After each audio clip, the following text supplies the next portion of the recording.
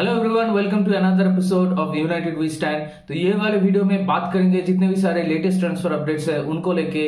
और 2 ही दिन रह गया अभी इंग्लिश प्रीमियर लीग का एक नया सीजन शुरू होने में। तो what to expect from this new season of English Premier League, इस टॉपिक के ऊपर बात करेंगे। तो बिना टाइम खराब किए चलिए इस वीडियो को शुरू करते हैं। तो सबसे पहले बात करेंगे ट्रांसफर अपडेट्स को लेके, और उनमें सबसे पहले मैनचेस्टर यूनाइटेड का नाम आएगा, क्योंकि मैनचेस्टर यूनाइटेड में वो चीज होने जा रहा है जिसके लिए हर मैनचेस्टर यूनाइटेड फैन बेसब्री से इंतजार कर रहे थे। जी हाँ, वो घड़ी लगता है अभी फाइनली आ गया। 2 दिन पहले जब ये न्यूज पहले आया था कि हैरी मैगवायर और स्कॉट मैक्टोमिनी के लिए वेस्ट हैम 60 मिलियन पाउंड का एक बिड सबमिट कर चुका है, और Manchester United have rejected it and expecting that waste Ham will increase the money. वो न्यूज आने के बाद मैं वीडियो नहीं बनाया। मैं वेट कर रहा था कि जब तक कोई ना कोई ब्रेक थ्रू हैरी मैगवायर के इस डील को लेके आ जाए तब तक मैं वीडियो नहीं बनाऊंगा।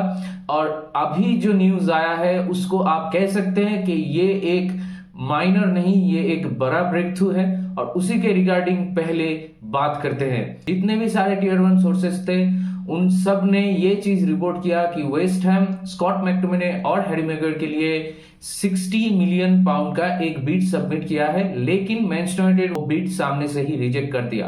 क्योंकि अगर आप लॉजिकली सोचे, हैरी मैगवायर के लिए हम लोग 30 to 35 मिलियन पाउंड ज्यादा से ज्यादा हम लोगों को मिल सकता है। 35 मिलियन पाउंड जो है वो मैक्सिमम अमाउंट है, और मिनिमम आपको 30 मिलियन मिलना ही चाहिए। क्योंकि हैरी मैगवायर के लिए अभी तक हैरी मैगवायर का कॉन्ट्रैक्ट का जो ले बाकी है उसके लिए आपका जितना भी खर्चा होगा उस चीज को अगर आप भरपाई करना चाहते हो और उसके ऊपर थोड़ा भी पैसा बनाना चाहते हो तो आपको मिनिमम 30 मिलियन बिड आपको चाहिए। और अगर आप स्कॉट मैक्टोमिनी की बात करो तो स्कॉट मैक्टोमिनी का जो एक्सपीरियंस है, और स्कॉट मैक्टोमिनी यंग है, और स्कॉट मैक्टोमिनी का जो इंटरनेशनल रिकॉर्ड है वो भी बहुत बढ़िया है, और स्कॉट मैक्टोमिनी एरिक टेन हैग के प्लान में नहीं है, बिल्कुल ही ऐसा सिचुएशन नहीं है। अगर स्कॉट मैक्टोमिनी के लिए मैनचेस्टर को सही प्राइस मिले तो ही स्कॉट मैक्टोमिनी को एरिक टेन हैग जाने देगा, ये चीज साफ है। तो इसीलिए मैनचेस्टर यूनाइटेड वेस्ट हैम का जो पहला बिड था इन दोनों प्लेयर को मिला के 60 मिलियन पाउंड, वो बिड रिजेक्ट कर दिया। और उसके बाद जितने भी सारे रिपोर्ट्स आ रहे थे उन सारे रिपोर्ट्स के मुताबिक कि Manchester United is expecting something around 70 to 80 million pound for these 2 players combined. लेकिन स्कॉट मैक्टोमिनी के लिए अभी भी वेस्ट हैम का कोई नया इंप्रूव बिड नहीं आया, और दूसरी तरफ हैरी मैगवायर के लिए इंप्रूव्ड बिड आ गया, और वो भी 30 मिलियन पाउंड का। जी हाँ, 30 मिलियन पाउंड का जो बिड है वो मैनचेस्टर यूनाइटेड एक्सेप्ट कर लिया, और इससे बढ़िया न्यूज हो ही नहीं सकता। मतलब it will be the first major outgoing in Manchester United in this transfer window. इससे पहले आपका कौन कौन प्लेयर गया, एंथोनी इलांगा गया और जिदान इकबाल गया, जितने भी सारे प्लेयर्स गए वो इतना सिग्निफिकेंट आउटगोइंग नहीं था जितना हैरी मैगवायर है। देखिए, with no disrespect, Harry Maguire should leave Manchester United, ये बात तो सबको ही पता है। अभी रिस्पेक्ट का बात रहा ही नहीं। लास्ट सीजन जब एरिक टेन हैग मैनेज करना चालू किया मैनचेस्टर यूनाइटेड को, उस टाइम से ही ये चीज सबको दिखने लगा कि Harry Maguire doesn't fit in Erik ten Hag system. तो ये चीज तो साफ ही है सबके लिए, तो हैरी मैगवायर को जाना ही चाहिए। क्योंकि अगर आप उसके कैरियर का भी बात करें तो हैरी मैगवायर के कैरियर को अगर अपलिफ्ट करना है या फिर उसको रेगुलर बेसिस पे इंग्लैंड का नेशनल टीम में सिलेक्टेड होना है तो उसके लिए भी हैरी मैगवायर को मैनचेस्टर यूनाइटेड से जाना होगा। क्योंकि मैनचेस्टर यूनाइटेड में अगर हैरी मैगवायर रहता है तो वो आपका सेकेंड चॉइस डिफेंडर भी नहीं है, वो आपका 5th या 6th चॉइस सेंटर बैक होगा। तो इसीलिए मेरे ख्याल से अगर हैरी मैगवायर क्लब से जाता है तो ये फ्रूटफुल होगा for both Harry Maguire and Manchester United. तो ये चीज होना ही चाहिए।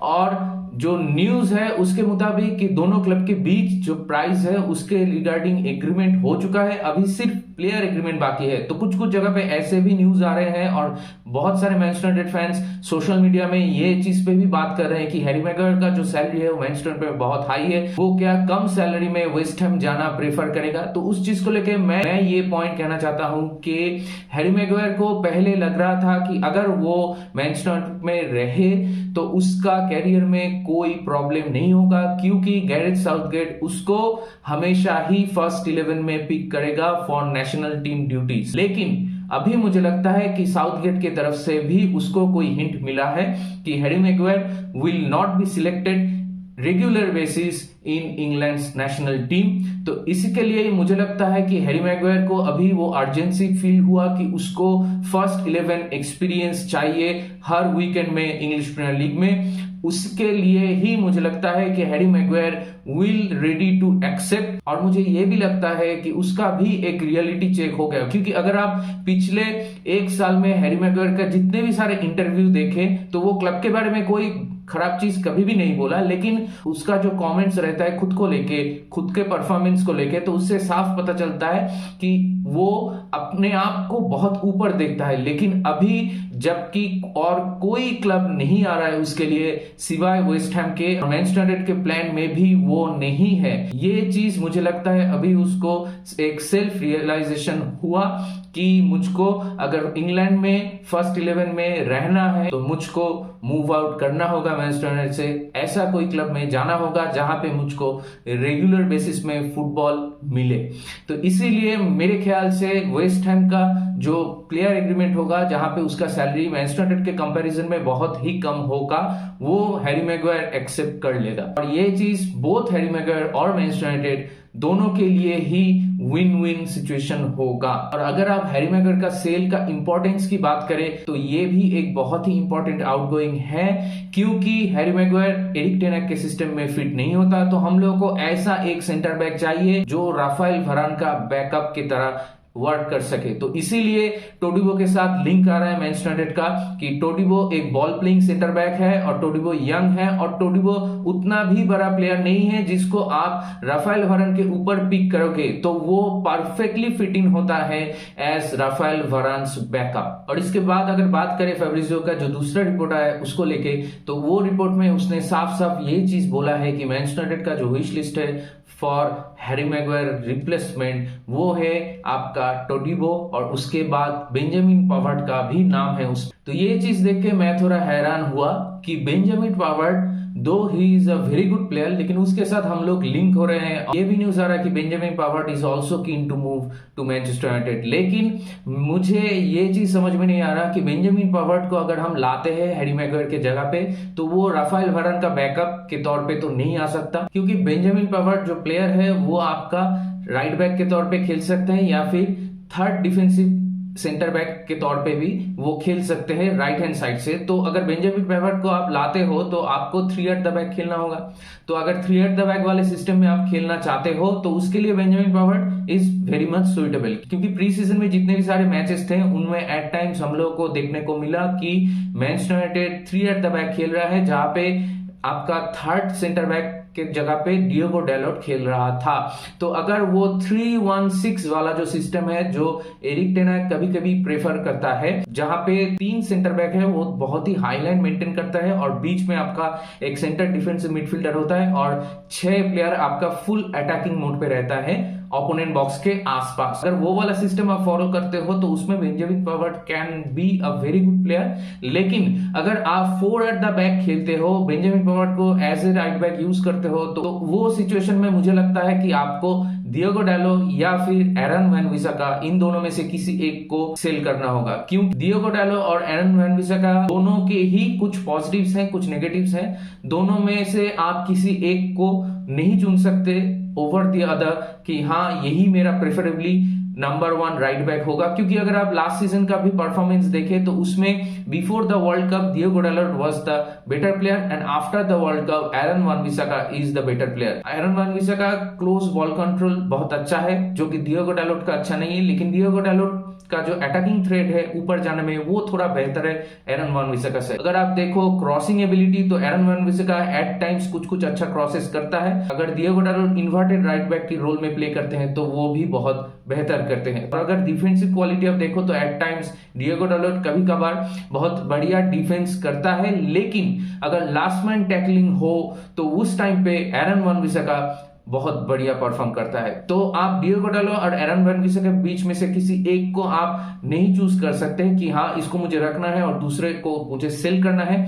तो अगर आप बेंजामिन पेवर्ट को लाते हो और आप 4 एट द बैक खेलते हो तो उस सिचुएशन में मुझे लगता है कि डिएगो डालोट और एरन वैन बिसाका में से किसी एक को आपको सैक्रिफाइस करना होगा। और अगर आप डिएगो डालोट और एरन वैन बिसाका इन दोनों को ही रखते हो फिर भी बेंजामिन पेवर्ट को लाते हो तो हम लोग को यही समझना होगा कि धीरे धीरे करके हम लोग 3 एट द बैक वाले सिस्टम में इंप्लीमेंट करेंगे। जैसे मैनचेस्टर सिटी में जॉन स्टोन्स खेलता है अंडर पेप गार्डियोला, वैसे भी सिस्टम हमको देखने को मिल सकता है। और अगर आप राफेल वारान का बैकअप के तौर पे किसी प्लेयर को लाना चाहते हो तो उस प्रोफाइल में परफेक्टली सूट करता है आपका टोडिबो, क्योंकि टोडिबो का जो एज है वो यंग है और टोडिबो बॉल प्लेइंग सेंटर बैक है।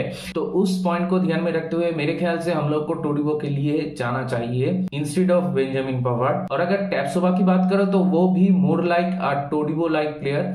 तो अभी देखते हैं कि मैनचेस्टर यूनाइटेड कब तक टोडिबो या फिर बेंजामिन पेवर्ट ये लोग के पीछे जाते हैं, लेकिन उससे पहले हैरी मैगवायर का सेल को पूरा कंप्लीट होना होगा। तो देखते हैं इस चीज में कितना टाइम लगता है। और इस ट्रांसफर विंडो में मैनचेस्टर यूनाइटेड को आप थोड़ा बहुत प्रेस तो करना ही होगा, क्योंकि किसी भी ट्रांसफर विंडो में हम लोग इतना फास्ट एक्ट नहीं करते। हम लोग हमेशा बहुत ही लेट साइनिंग करते हैं। आपका सीजन शुरू हो जाता है, उसके बाद कुछ मैचेस भी हो जाता है, उसके बाद हम लोग साइनिंग करते हैं। और अगर आप लास्ट समर का ट्रांसफर विंडो भी कंसीडर करें तो उसमें आपको देखने को मिलेगा हम लोग सिर्फ 20 मिलियन पाउंड के आसपास कुछ सेल किए थे और बाकी 250 मिलियन के आसपास कुछ खर्चा किए थे। लेकिन अगर आप इस ट्रांसफर विंडो में देखो और अभी जितने सारे प्लेयर्स के आउटगोइंग का बात चल रहा है, अगर ये सारा आउटगोइंग हो गया तो हम लोग 100 से 150 मिलियन तक सेल करके जनरेट कर सकते हैं, जो कि एक बहुत ही बढ़िया बात होगा मैनचेस्टर यूनाइटेड के लिए। तो मेरे ख्याल से हैरी मैगवायर का सेल जितने जल्दी हो सके हो जाए, उसके बाद ही हम लोग टोडिबो के लिए जा पाएंगे। और अगर स्कॉट मैकटोमिनी का जो सेल है वो रुक जाता है कुछ दिन के लिए तो कोई बात नहीं, हम लोग अमराबाद के लिए जा सकते हैं वंस फ्रेड का जो सेल है वो कंप्लीट हो जाए। फ्रेड का जो सेल है वो भी बहुत जल्दी कंप्लीट हो जाएगा, ऐसा ही रिपोर्ट्स आ रहे हैं। और इसी के खातिर और एक न्यूज आ गया कि डॉनी वैन डे बीक के लिए भी रियल सोसिएदाद के साथ जो बातचीत इतने दिन से मैनचेस्टर यूनाइटेड का हो रहा था वो भी अभी फाइनल स्टेजेस में आ चुका है। लेकिन डॉनी वैन डे बीक का जो डील है वो एक लोन डील होगा with an obligation to buy next some. तो मोटा मोटी अगर देखा जाए अभी प्लेयर आउटगोइंग्स में जो मेजर आउटगोइंग है वो होगा आपका Fred, Donny van de Beek and Harry Maguire. Dean Henderson और स्कॉट मैकटोमिनी को लेके और कोई लेटेस्ट रिपोर्ट्स नहीं आया। लास्ट रिपोर्ट के मुताबिक नॉटिंघम फॉरेस्ट जब मैट टर्नर को साइन कर लिया आर्सेनल से, उसके बाद भी नॉटिंघम फॉरेस्ट शायद डीन हेंडरसन के लिए जाए। वो डील परमानेंट मूव होगा या फिर लोन डील होगा, इसमें भी अभी तक कोई क्लैरिटी नहीं है। कुछ कुछ रिपोर्ट्स आ रहे हैं जहां पे बोला जा रहा है कि नॉटिंघम फॉरेस्ट लोन डील के लिए अप्रोच किया है मैनचेस्टर यूनाइटेड को, और कुछ कुछ जगह पे ये न्यूज आ रहा है कि डीन हेंडरसन को वो लोग परमानेंटली खरीद ले। तो उसको लेके भी अभी तक कोई कंक्लूजन नहीं है। तो देखते हैं डीन हेंडरसन का सेल को लेके इसके बाद कौन सा न्यूज आता है।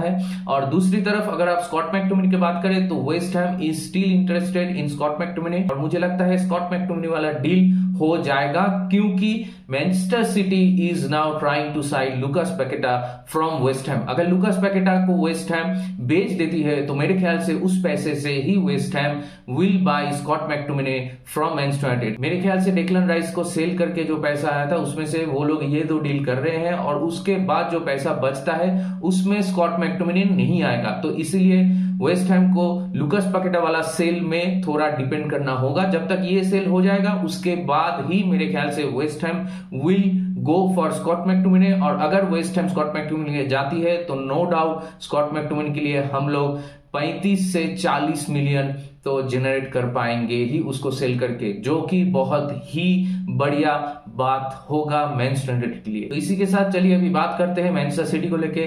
तो Manchester City is now trying to sign Lucas Paqueta from West Ham. ये जो न्यूज है इसको देख के मैं थोड़ा शॉक्ड हुआ, क्योंकि मुझे कहीं से भी नहीं लग रहा था कि लुकास पैकेटा के लिए मैनचेस्टर सिटी जाएगा। लेकिन यू नेवर नो, पेप कुछ भी कर सकता है। और अगर लुकास पैकेटा मैनचेस्टर सिटी में जाता भी है तो आई कैन गारंटी यू कि Lucas Paqueta will perform to the next level under Pep Guardiola.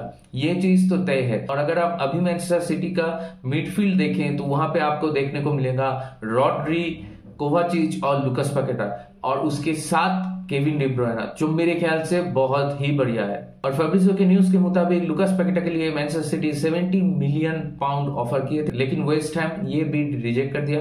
तो अभी भी मैनचेस्टर सिटी लुकास पैकेटा के लिए इंटरेस्टेड है, तो वो लोग अभी जो दूसरा बीट करेगा वही देखने वाली बात होगी कि उसका वैल्यूएशन क्या रहता है, क्योंकि प्लेयर साइड से कोई दिक्कत नहीं है मैनचेस्टर सिटी ज्वाइन करने में। और इसके बाद मैनचेस्टर सिटी से जो बड़ा न्यूज है वो है आपका काइल वॉकर के लिए Manchester City are preparing a new contract. जी हाँ, बीच में काइल वॉकर का बायर्न म्यूनिख के साथ बहुत सारे लिंक्स आ रहा था, फैब्रिजियो ने भी ये चीज कंफर्म किया था, लेकिन पेप गार्डियोला साफ साफ कह दिया कि Kyle walker is in his plans. तो मेरे ख्याल से ये भी मैनचेस्टर सिटी फैंस के लिए एक बहुत ही बढ़िया न्यूज है। तो अभी काइल वॉकर अगर रुक जा रहा है मैनचेस्टर सिटी में, तो ये देखने वाली बात होगी कि जुआन कैंसेलो को जो बार्सिलोना के साथ लिंक आ रहा था कि जुआन कैंसेलो माइट ज्वाइन बार्सिलोना, उसमें क्या होता है। और इसके बाद बात करेंगे चेल्सी को लेकर। तो चेल्सी में से अभी जो ब्रेकिंग न्यूज है वो है कि Chelsea have submitted a bid for Romeo Lavia. जी हाँ, चेल्सी लास्ट ट्रांसफर विंडो में जैसे बिहेव कर रहा था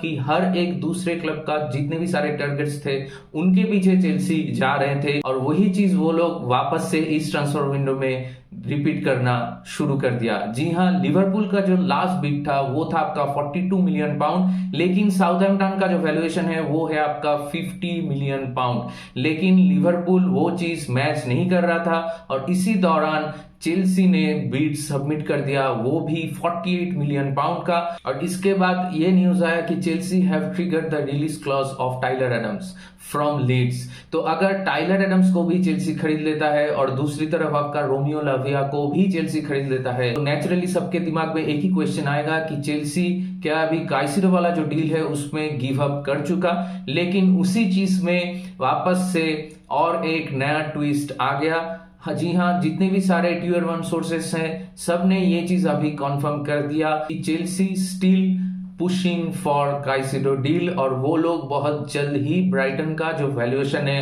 100 मिलियन का वो मैच कर देंगे।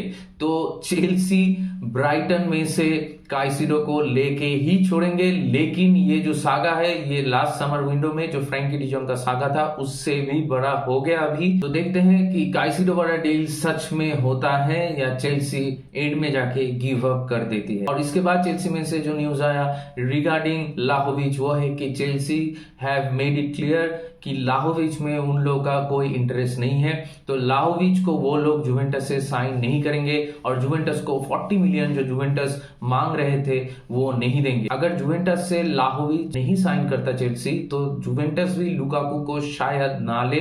तो in that case Chelsea will look for other options to sell Lukaku. जो लेटेस्ट रिपोर्ट है उसको मान के चलो तो उसमें उन्होंने साफ साफ बोला है कि चेल्सी का जो नया सीजन शुरू हो रहा है उसमें हडसन ओडोई, लुकाकू और जीएच का कोई भी इन्वॉल्वमेंट नहीं होगा। They are out of this project. और इसके बाद बात करेंगे आर्सेनल को लेके। तो आर्सेनल से जो लेटेस्ट न्यूज है वो है कि आर्सेनल मैट टर्नर को सक्सेसफुली बेच दिया नॉटिंघम फॉरेस्ट में, और उसके बाद डेविड राया आर्सेनल में ज्वाइन कर चुका। और ये वाला जो डील है वो एक लोन डील है with an obligation to buy. तो इस समर में आर्सेनल ओनली 3 मिलियन पाउंड जो है लोन डील की तरह पे कर रहे हैं। अगले समर में वो लोग 27 मिलियन पे करेंगे फॉर डेविड राया। और इसके बाद बात करेंगे अभी अभी जो ब्रेकिंग न्यूज आया रिगार्डिंग हैरी केन उसको लेके। तो सारे टियर 1 सोर्सेस ने ये चीज कंफर्म कर दिया, बायर्न म्यूनिख का जो लास्ट बिड था 100 million euro for Harry Kane,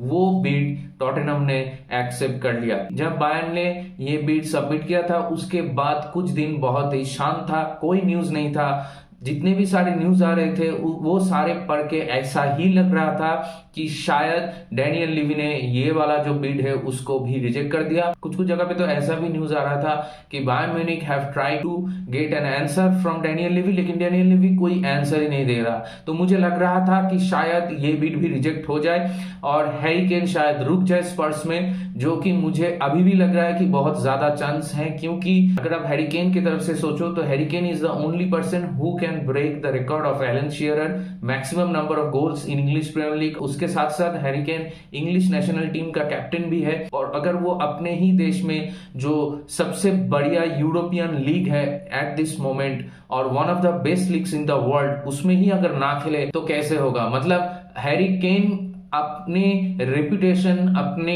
जो फैन बेस है उसके लिए हैरी केन बहुत सोचते हैं, ये चीज तो साफ है, नहीं तो वो कब का आपका कोई भी नॉर्थ लंदन क्लब में ज्वाइन कर लेता, लाइक चेल्सी, लाइक आर्सेनल, लेकिन वो कभी भी ऐसा नहीं करेंगे। इसलिए ही मैं बार बार बोल रहा था कि Harry Kane might end up in Manchester United in next summer as a free agent, क्योंकि हैरी केन हो सकता है स्पर्स में रुक जाए। लेकिन अभी जो ये न्यूज आ गया कि स्पर्स ने ये बिड एक्सेप्ट कर लिया, तो he all the eyes will be on Harry Kane. तो अभी बॉल हैरी केन के कोर्ट में ही है, तो Harry Kane has to decide कि वो प्लेयर एग्रीमेंट के लिए हाँ कहेंगे बायर्न म्यूनिख को या फिर वो ना कहेंगे। अगर वो बायर्न म्यूनिख में जाता है तो obviously he will perform, he is a very good striker, तो he will perform and he will win the league in Bayern Munich. He can also win Champions League while playing in Bayern Munich, जो चीज वो Tottenham में रह के नहीं कर सकता। लेकिन अभी यही देखने वाली बात होगी कि हैरी केन क्या कहता है इस डील को लेके। तो अब तक जितने भी सारे लेटेस्ट ट्रांसफर अपडेट्स आया उनको लेके मोरलेस मैं बात कर चुका। तो चलिए अभी बात करते हैं ये वाले टॉपिक पे कि what to expect from the new upcoming season of English Premier League. तो सामने टेबल खोल लेते हैं और एक एक करके सारे क्लब्स पे बात करते हैं। तो सबसे पहले है बॉर्नमाउथ। तो बॉर्नमाउथ को लेके मेरा जो मानना है कि बॉर्नमाउथ से आप इस साल ज्यादा उम्मीद मत रखो। मेरे ख्याल से बॉर्नमाउथ इस साल रेलीगेट भी हो सकता है या फिर बॉर्नमाउथ रेलीगेशन जो जोन है उसके ठीक ऊपर भी फिनिश कर सकते हैं, तो कुछ भी हो सकता है। देखिए ये प्रिडिक्शन नहीं है बिल्कुल ही, मतलब मैं एक लॉजिकल तरीके से रियलिस्टिक वे से ये कहना चाह रहा हूं कि क्या क्या हो सकता है। देखिए किसने सोचा था कि लेस्टर सिटी चैंपियन होगा, तो वैसे ही कुछ भी हो सकता है, लेकिन जो पॉसिबिलिटीज है उस पर थोड़ा बातचीत कर लेते हैं। तो मेरे ख्याल से बॉर्नमाउथ शायद ये सीजन में रेलीगेट हो जाए। उसके बाद है आर्सेनल। तो आर्सेनल के लिए this will be a huge season, क्योंकि ये मिकेल आर्टेटा का चौथा सीजन है और मिकेल आर्टेटा लास्ट सीजन में उसका टीम जैसे परफॉर्म किया, सेकंड में हालांकि फिनिश किया, लेकिन फिर भी जैसे परफॉर्मेंस किया थ्रू आउट द सीजन, उसके बाद ये ट्रांसफर विंडो में बहुत पैसा खर्च करके वो लोग Kai Havertz, Reece James, Jurrien Timber ऐसे प्लेयर्स, डेविड राया ऐसे प्लेयर्स लाए क्लब में। तो आर्सेनल से नेचुरली आपका जो उम्मीद है वो बहुत ज्यादा होगा।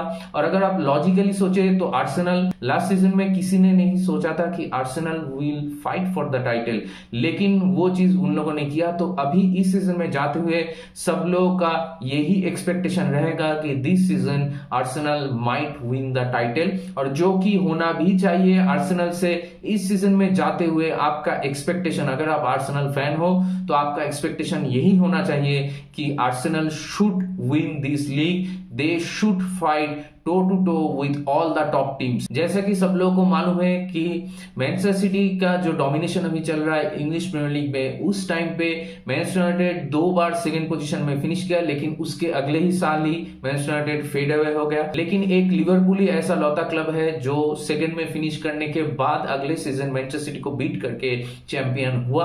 तो लिवरपूल जैसा किया वैसा इस सीजन में जाते हुए आर्सेनल से सब लोगों का ही एक्सपेक्टेशन रहेगा कि आर्सेनल वो चीज रिपीट करे। और अगर आप कम्युनिटी शील्ड का मैच भी देखें तो उस मैच में देख के लगा कि Arsenal can fight toe to toe with Manchester City this year. तो अगर आप रियलिस्टिकली सोचो तो आर्सेनल को इस सीजन में चैंपियन होना चाहिए, और अगर चैंपियन नहीं भी होता Arsenal must finish on the second spot. उससे नीचे अगर आर्सेनल फिनिश कर लिया तो ये मिकेल आर्टेटा के लिए एक अनसक्सेसफुल सीजन ही होगा, अगर आप ओनली डोमेस्टिक लीग को कंसीडर करते हो। और अगर आप कप टाइस को कंसीडर करते हो चैंपियंस लीग को छोड़ के, तो कप टाइस में भी आर्सेनल को बेहतर परफॉर्म करना चाहिए इस सीजन में। एक कप शायद कैराबाओ कप या एफए कप, इन दोनों में से कोई एक जीतना चाहिए, या फिर इन दोनों में थोड़ा डीप जाना चाहिए, like quarter final, semifinal at least. और उसके बाद अगर आप चैंपियंस लीग का सोचो तो चैंपियंस लीग में आपको मिनिमम क्वार्टर फाइनल तक जाना चाहिए। इतना दिन बाद चैंपियंस लीग में फीचर होने के बाद अगर आप ग्रुप स्टेज से या फिर राउंड ऑफ 16 से ही बाहर हो जाते हो तो कोई मायने नहीं रखता कि आप का टीम में इतना पैसा खर्च करके आप एक बढ़िया टीम प्रिपेयर किए हो, जो टीम लास्ट सीजन में English Premier League title challenge के लिए बहुत ही बढ़िया फाइट दिया था मैनचेस्टर सिटी को। तो उसके बाद आपसे एक्सपेक्टेशन नेचुरली बहुत ही ज्यादा होगा ये वाले सीजन में जाते हुए। और यहाँ पे ये चीज भी आपको कंसीडर करना होगा कि लास्ट सीजन में जब Arsenal English Premier League title के लिए फाइट कर रहा था विद मैनचेस्टर सिटी। उस टाइम पे आर्सेनल के पास चैंपियंस लीग फुटबॉल नहीं था। इस सीजन में आर्सेनल के पास चैंपियंस लीग फुटबॉल है, तो नेचुरली आपका जो नंबर ऑफ मैचेस है वो इंक्रीज हो जाएगा। आपका जो मेन प्लेयर है उनमें से किसी का एक इंजुरी होने का भी प्रोबेबिलिटी या चांस रह जाता है। तो ये सारा जो पैरामीटर्स है, ये सारा parameters he eight the end of the season decide करेगा कि आर्सेनल चैंपियन हो सकता है इंग्लिश प्रीमियर लीग या नहीं। और यहाँ पे कोच की तरफ से भी एक बहुत ही बड़ा सिग्निफिकेंट रोल प्ले है,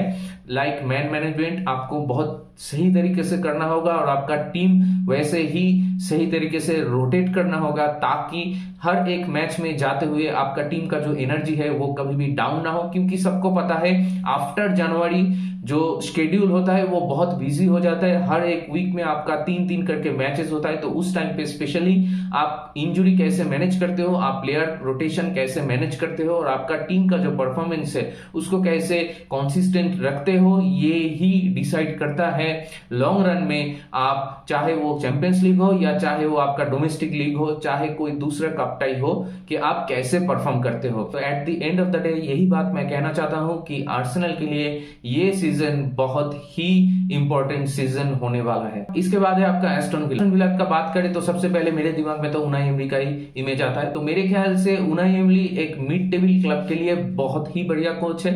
उनाई एमरी का मैन मैनेजमेंट बहुत ही बढ़िया है। तो एस्टन विला मेरे ख्याल से इस नए सीजन में टॉप 6 के लिए तो पुश करेंगे ही करेंगे, अगर वो लोग अपना परफॉर्मेंस थोड़ा अप करे और कंसिस्टेंसी लेवल को मेंटेन करें, जो कि वो लोग कर सकते हैं। कि ये जो समर ट्रांसफर विंडो है वो उन लोगों के लिए बहुत ही बढ़िया रहा। तो मेरे ख्याल से यूरोपा लीग स्पॉट के लिए शायद फाइट करे एस्टन विला ये नए सीजन में जाते हुए। और इसके बाद है ब्रेंटफोर्ड। तो ब्रेंटफोर्ड भी लास्ट सीजन बहुत ही बढ़िया किया था, तो मेरे ख्याल से ब्रेंटफोर्ड भी इस सीजन बहुत ही बढ़िया फाइट देगा।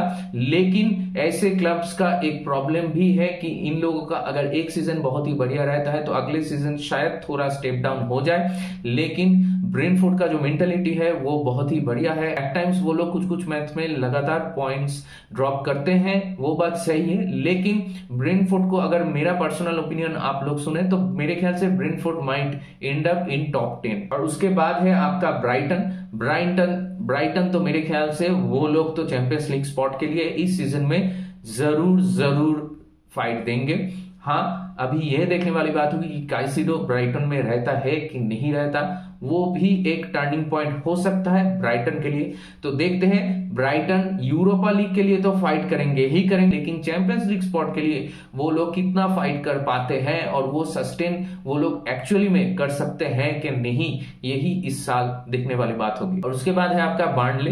देखिए, बार्नले का लास्ट सीजन में जो परफॉर्मेंस था वो बहुत ही बढ़िया था, लेकिन इंग्लिश प्रीमियर लीग में बार्नले इस सीजन में कैसे परफॉर्म करेगा इसको लेके मैं थोड़ा स्केप्टिकल हूं। तो मेरे ख्याल से शायद बार्नले अबव रेलीगेशन जोन फिनिश करे, या फिर हो भी सकता है कि बार्नले इस सीजन में आते हुए रेलीगेट भी हो जाए। तो इसके बाद टेबल में है चेल्सी। तो जैसे सब लोगों को मालूम है कि चेल्सी में नया कोच पोचेटिनो आ गया, और प्री सीजन में पोचेटिनो के अंदर चेल्सी का जितने भी परफॉर्मेंस अभी तक हुआ है उसको देख के ये चीज साफ साफ लग रहा है कि Chelsea are building a young squad और अ गुड स्क्वाड। और उसके साथ साथ ये सीजन में जाते हुए आप ये एक्सपेक्ट कर सकते हो कि इस सीजन में चेल्सी अच्छा परफॉर्म करे अंडर पोचेटिनो, और अगर मैच हारे भी तो मैच में फाइट देके हारे, अपना शोल्डर डाउन करके नहीं हारे, जैसे कि लास्ट सीजन में चेल्सी के साथ हो रहा था। और जो चेल्सी फैंस ये सोच रहे हैं कि अभी नया मैनेजर आ गया, और जैसा आप लोगों का प्रीवियस हिस्ट्री रहा है कि जब भी नया सीजन में एक नया मैनेजर आप लेके आते हो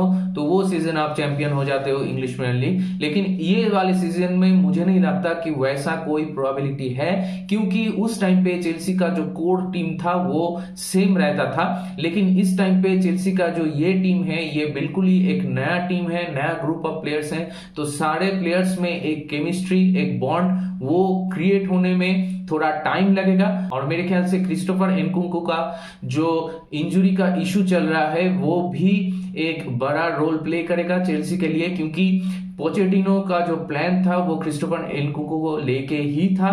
तो अभी अगर एनकुंकू आपका 2 या 3 महीना बाहर है तो उस टाइम पे आपको वापस से रहीम स्टर्लिंग के ऊपर भरोसा करना होगा, क्योंकि आप लोगों के पास कोई आउट एंड आउट ऊपर में स्ट्राइकर भी नहीं है। तो मेरे ख्याल से क्रिस्टोफर एनकुंकू एक बहुत ही इंपॉर्टेंट प्लेयर था for Chelsea going to the new season.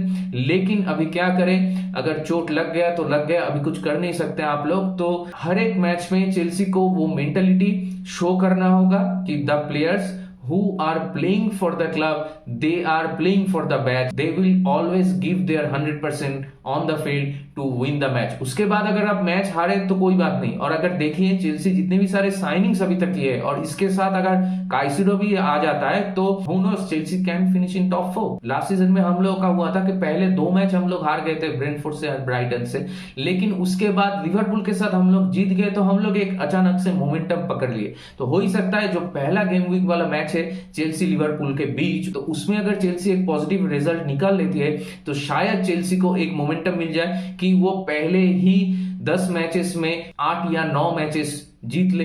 तो उसके बाद उस चीज में चेल्सी कैपिटलाइज कर सकते हैं। तो फुटबॉल में कुछ भी हो सकता है, क्योंकि फुटबॉल हमेशा ऑन फील्ड डिसाइड होता है। तो मेरे ख्याल से लास्ट सीजन से तो बहुत ही बेहतर फिनिश होगा चेल्सी का इस सीजन में, और वो लोगों को टॉप 6 में फिनिश करना ही चाहिए इस सीजन में जाते हुए। तो इसके बाद है क्रिस्टल पैलेस। तो क्रिस्टल पैलेस में नया कोच रॉय हॉडसन आ गया, लेकिन फिर भी मुझे नहीं लगता कि crystal palace can finish above 8। तो मेरे ख्याल से 8 to 16 या 17 इसके बीच ही क्रिस्टल पैलेस फिनिश करेंगे। और इसके बाद है आपका एवर्टन। एवर्टन लास्ट सीजन में एकदम नीचे ही फिनिश किया था, just above the relegation zone. तो इस सीजन में जाते हुए मेरे ख्याल से एवर्टन का जो टारगेट रहेगा वो ऑब्वियसली आपका टॉप 10 होना चाहिए। तो देखते हैं कैसे परफॉर्म करते हैं Everton. Everton is also very unpredictable club. तो मैं एवर्टन को लेके सही तरह, मुझे नहीं लगता मैं एवर्टन को लेके प्रेडिक्ट कर सकता हूं कि वो कौन से पोजीशन में फिनिश करेंगे। तो देखते हैं क्या होता है। और इसके बाद है आपका फुलम। अगर फुलम का अगर लास्ट सीजन में आप परफॉर्मेंस देखें तो फुलम भी बहुत सारे क्लब्स को बहुत टफ फाइट दिया था। तो इस साल भी मुझे लगता है कि फुलम वैसा ही परफॉर्मेंस देगा और Fulham can finish in the top 10। और इसके बाद है आपका लिवरपूल। तो देखिए लिवरपूल का रिसेंट टाइम्स में जर्गन क्लॉप आने के बाद मैं तो कभी ऐसा नहीं देखा कि एक सीजन में लिवरपूल बहुत घटिया खेला, उसके बाद वाले सीजन में भी लिवरपूल घटिया खेला।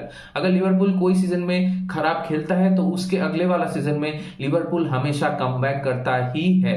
तो मेरे ख्याल से इस सीजन में भी लिवरपूल कमबैक करेगा। और लिवरपूल का अगर आप प्लेयर की बात करें तो देखिए साला तो हर एक सीजन में अच्छा परफॉर्म करता ही है। तो मेरे ख्याल से इस सीजन में भी कोई एक्सेप्शनल नहीं होगा, साला इस सीजन में भी परफॉर्म करेगा। लेकिन मेरे ख्याल से इस सीजन में जाते हुए डार्विन नूनेज एंड कोडी गाक्पो, ये दोनों प्लेयर शायद एक टॉप परफॉर्मर रहे लिवरपूल के लिए, क्योंकि लास्ट सीजन में इन दोनों को लेके बहुत सारे कंपैरिजंस हो रहा था। सोशल मीडिया में बहुत सारे ट्रायल्स हो रहे थे कि हालांड बेहतर है या डार्विन नूनेज। मेरे ख्याल से ये सब करने के कोई मतलब नहीं। तो मेरे ख्याल से ये सब करने का कोई फायदा नहीं है। इस सीजन में जाते हुए Darwin Nunez might be a very different player than previous season and same as कोडी गाक्पो। तो मेरे ख्याल से हर एक लिवरपूल फैन से मैं यही कहना चाहूंगा कि ये दोनों प्लेयर शायद आपका बहुत ही बढ़िया रहे इस सीजन में। और मेरे ख्याल से लिवरपूल को इस सीजन में जाते हुए तो चैंपियंस लीग पोजीशन में, मतलब चैंपियंस लीग पोजीशन के लिए फाइट करना ही है। और लिवरपूल इस साल यूरोपा भी है, तो शायद हो सके कि लिवरपूल यूरोपा भी जीत जाए। तो मेरे ख्याल से लिवरपूल इस सीजन में जाते हुए टॉप 4 या फिर आप टॉप 5 भी कह सकते हो, क्योंकि हो सकता है कि अगले सीजन में जाते हुए अगले सीजन के चैंपियंस लीग, तो हो सकता है कि ये वाले सीजन के अगले वाला सीजन में चैंपियंस लीग में top 5 clubs from English Premier League can enter Champions League, क्योंकि जो इंग्लिश कोएफिशिएंट है वो अभी इंग्लिश टीम्स के लिए बहुत ही बढ़िया है। तो हो सकता है कि 5 क्लब जाए। अगर वैसा होता है तो उस टाइम पे लिवरपूल एंड चेल्सी इन दोनों का बहुत चांसेस रहता है 4 और 5th पोजीशन में फिनिश करे और चैंपियंस लीग में एंटर करे। और अगर टॉप 5 की जगह टॉप 4 होता है तब भी मेरा बाजी लिवरपूल के ऊपर रहेगा कि Liverpool can finish in 3rd और can finish in 4th position. और इसके बाद बात करेंगे लूटन टाउन को लेकर। तो लूटन टाउन से देखिए मुझे ज्यादा उम्मीद है नहीं, क्योंकि लूटन टाउन का बहुत सारा कंस्ट्रेंट्स है। तो मेरे ख्याल से वो लोग शायद इस सीजन में रेलीगेट हो जाए। लेकिन फिर भी वही बात मैं कहूंगा कि हालांकि फुटबॉल में कुछ भी हो सकता है, तो शायद लूटन टाउन सरप्राइज एवरीबॉडी। और वो लोग कुछ बढ़िया कर जाए और टॉप 10 में आ जाए, लेकिन उसका चांसेस अगर आप रियलिस्टिकली सोचो तो मेरे ख्याल से बहुत ही कम है, और लूटन टाउन का रेलीगेट होने का चांसेस बहुत ही ज्यादा है, keeping in mind the qualities of other teams in English Premier League. और इसके बाद है मैनचेस्टर सिटी। देखिए मैनचेस्टर सिटी का अगर बात करें तो मैनचेस्टर सिटी का जो क्लास है, जो परफॉर्मेंस है, जो डोमिनेंस है in recent years, not only in Premier League but also in European football, तो उसको मैच करना अभी इम्पॉसिबल लगता है मुझे। बहुत सारे लोग ये चीज बोल सकते हो कि मैनचेस्टर सिटी में से तो बहुत सारे प्लेयर्स जा रहे हैं, लेकिन आप लोगों को मैं ये एक ही चीज कहना चाहता हूं कि जब मैनचेस्टर सिटी में कोई प्रॉपर नंबर 9 नहीं था तब भी Manchester City English Premier League जीत रहे थे, और अब तो उनके पास एक प्रॉपर नंबर 9 है और वो लोग अभी हाल ही में ही ट्रेबल जीते हैं। तो मेरे ख्याल से मैनचेस्टर सिटी और पेप गार्डियोला के ऊपर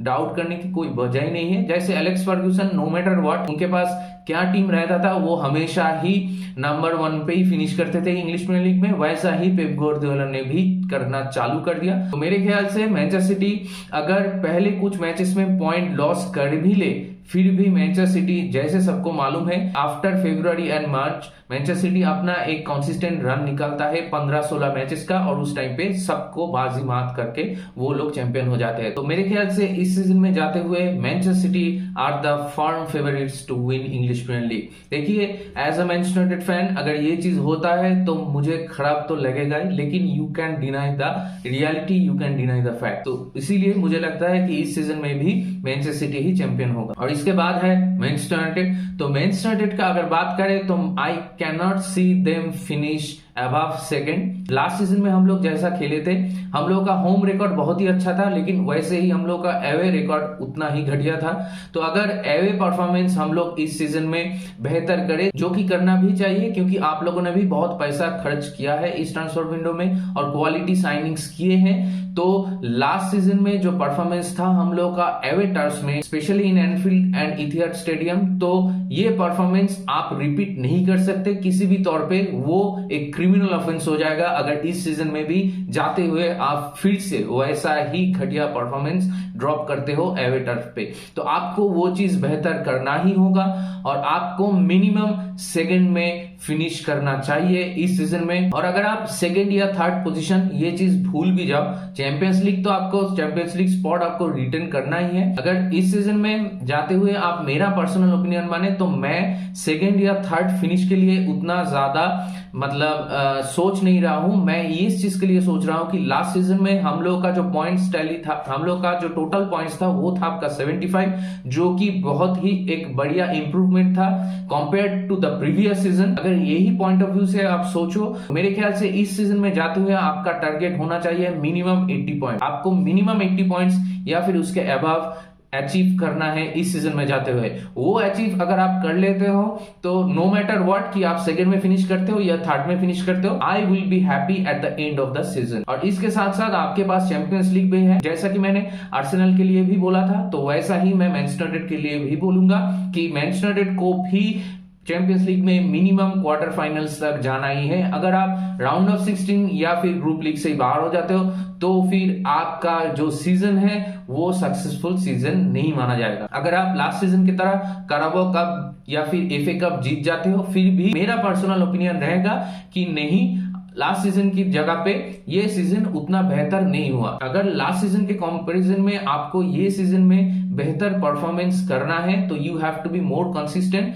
ऑन द एवे टर्फ, और आपका जो पॉइंट टैली है उसको आपको 80 क्रॉस करना होगा, और उसी के साथ साथ मिनिमम एक कप टाई जीतना होगा, और उसके साथ आपका चैंपियंस लीग में मिनिमम क्वार्टर फाइनल तक फिनिश करना होगा। अगर ये सारा पैरामीटर्स मैच कर जाता है तो फिर as a Manchester United fan I will be happy at the end of the season. और इसके बाद न्यूकैसल, तो Newcastle will be an interesting team to watch this season. लेकिन सब लोग जो कह रहे थे कि न्यूकैसल भी इस सीजन में, लास्ट सीजन में तो वो लोग टॉप 4 फिनिश कर गए, तो इस सीजन में भी वो लोग शायद चैंपियंस लीग स्पॉट में रेस में रहेंगे। लेकिन मेरा जो मानना है कि न्यूकैसल का जो कोच है एडी हाउ, उनको शायद चैंपियंस लीग में टीम मैनेज करने का एक्सपीरियंस नहीं है। तो न्यूकैसल के लिए इस सीजन बहुत ही इंपॉर्टेंट सीजन होने वाला है, क्योंकि अगर वो लोग चैंपियंस लीग का प्रेशर और वो मैन मैनेजमेंट, ये सारा जो चीज है, इसको अगर सही तरीके से हैंडल नहीं कर पाता है तो शायद वो लोग स्लिप अप कर जाए इंग्लिश प्रीमियर लीग में। तो मेरे ख्याल से इस सीजन में जाते हुए लिवरपूल या चेल्सी या ब्राइटन से पहले फिनिश न्यूकैसल नहीं करेंगे, और हो ही सकता है कि जनवरी आते आते एडी हाउ सैक भी हो जाए। ऐसा भी बहुत जगह पे रिपोर्ट आ रहा है। तो वो सारी चीज पढ़ने के बाद मुझे लगा कि हाँ, इसका भी एक पॉसिबिलिटीज है। हो ही सकता है कि चैंपियंस लीग का प्रेशर लेते हुए आपका जो परफॉर्मेंस है इंग्लिश प्रीमियर लीग में वो बहुत ही स्लिप अप हो जाए। और इसके बाद है नॉटिंघम फॉरेस्ट। तो नॉटिंघम फॉरेस्ट को लेकर भी मेरा ज्यादा उम्मीद है नहीं। तो मेरे ख्याल से नॉटिंघम फॉरेस्ट इस सीजन में जाते हुए शायद रिलीगेशन जोन के अबव या फिर रिलीगेशन जोन में ही फिनिश करे। और इसके बाद है शेफील्ड यूनाइटेड। तो मुझे लगता है शेफील्ड यूनाइटेड का भी लुटन टाउन की तरह ही रिलीगेशन जोन में फिनिश करने का चांसेस ज्यादा है। तो देखते हैं क्या होता है। ये मेरा पर्सनल ओपिनियन है, ऐसा बिल्कुल ही जरूरी नहीं कि जो मैं कह रहा हूं वही सच हो ही नहीं सकता, क्योंकि मैं तो भगवान नहीं हूं ना। इसके बाद है टॉटेनहम। टॉटेनहम का प्रोजेक्ट इस सीजन में बहुत ही इंटरेस्टिंग है। अगर हैरी केन चला जाता है बायर्न म्यूनिख तो मेरे ख्याल से टॉटेनहम विल बी फिनिश, क्योंकि सॉन अकेला टॉटेनहम को कैरी नहीं कर सकता जितना हैरी केन अकेला टॉटेनहम को कैरी कर सकता है। हैरी केन का आप कोई भी सीजन का परफॉर्मेंस उठा के देख लीजिए, he hardly underperforms in any season, he always perform at his best in every season in English Premier League for Tottenham. अगर हैरी केन टॉटेनहम में रुक जाता है तो ही आप कह सकते हो कि Tottenham can fight for top 6 और टॉप 8। लेकिन अगर हैरी केन चला जाता है तो मेरा पर्सनल ओपिनियन है कि Tottenham will be finish. Tottenham might end up in 13 या 14 place or something like that, ये हो ही सकता है। और इसके बाद है वेस्ट हैम। तो वेस्ट हैम इतने दिन तक तो कोई साइनिंग नहीं किया था, लेकिन उन लोगों ने एडसन अल्वारेज का जो साइनिंग है वो सिक्योर कर लिया, और अभी वो लोग हैरी मैगवायर को भी साइन करना चाहते हैं, और अगर लुकास पाकेटा को बेच देते हैं तो उसके बाद स्कॉट मैक्टोमिनी के लिए भी वो लोग जा सकते हैं। तो अगर वेस्ट हैम ये सारा साइनिंग्स कर ले तो West ham can fight for top 10 और टॉप 8। मुझे नहीं लगता वो लोग डायरेक्टली यूरोपा स्पॉट के लिए भी फाइट कर सकते हैं, लेकिन शायद अगर वो लोग का जो टीम है कलेक्टिवली वो लोग अगर अच्छा परफॉर्म करे अंडर डेविड मॉयस, हो सकता है कि वो लोग कॉन्फ्रेंस लीग स्पॉट के लिए भी फाइट करे। और इसके बाद है आपका उल्स।